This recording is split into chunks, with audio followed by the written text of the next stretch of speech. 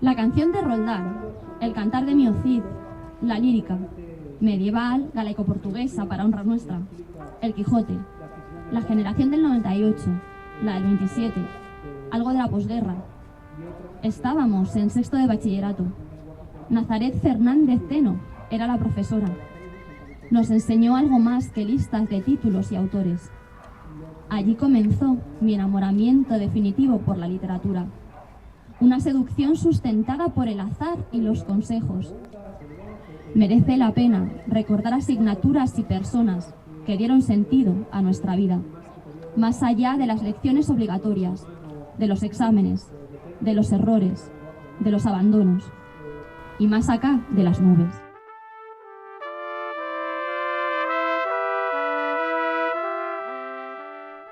Estamos ahora con Pilar y Begoña, que acaban de impartir o de desarrollar una clase aquí de literatura en la calle. No sé qué opináis si se está perdiendo la cultura en la calle hoy en día. Hombre, es difícil responder a esa pregunta, ¿eh?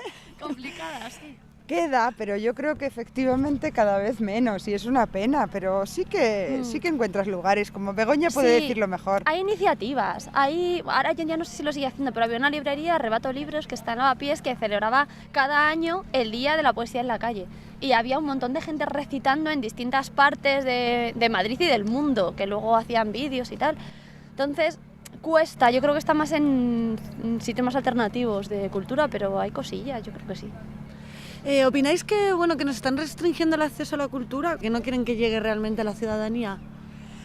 Hombre, sobre todo que se está minusvalorando la cultura, con lo que decía antes Begoña. Cuando se habla ahora de los títulos universitarios, buscar títulos con salida, efectivamente con salida, ¿para qué? Como si fuéramos máquinas, ¿no?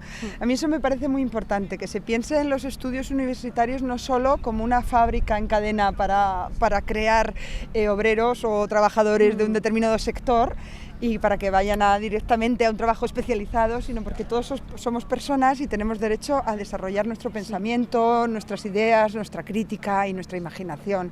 Nosotras en concreto damos clases en magisterio y yo estoy muy contenta porque es un ámbito en el que podemos pensar en la imaginación, en trabajar la creatividad de esos niños que son el futuro del mundo.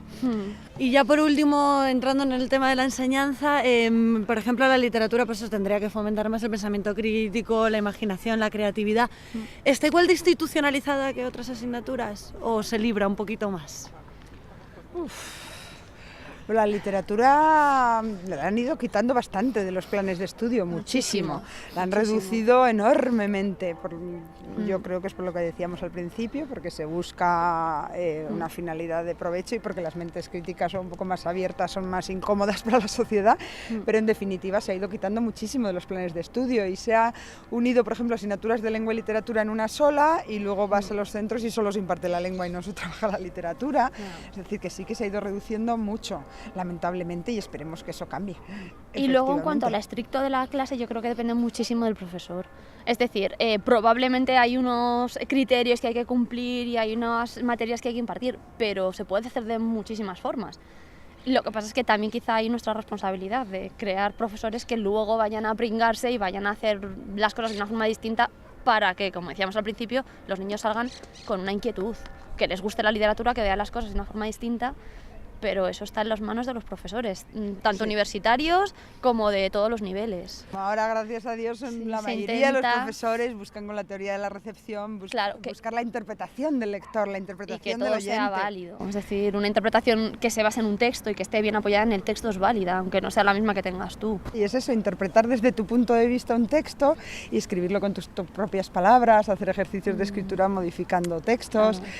Yo lo que busco en los alumnos de magisterio es que luego puedan jugar con los niños, con la literatura, de forma que los niños la encuentren divertida, que les guste, que se hagan grandes lectores, lo cual les va a hacer, desde mi punto de vista, muy felices. Que para mí ser felices es mucho más importante que ser provechosos para un trabajo particular. Pues muchísimas gracias por vuestra labor. Pues muchas gracias a ti. Hoy, gritos mudos en la radio. Mareas verdes en el sinsentido que conduce a la nada. Hombres con corbata que sonríen como lobos a las bocas desdentadas del hambre.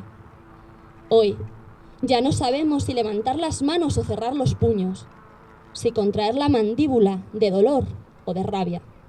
si la batalla se juega fuera o dentro. Hoy ya no sabemos si es posible no rendirse, pero todavía seguimos en pie.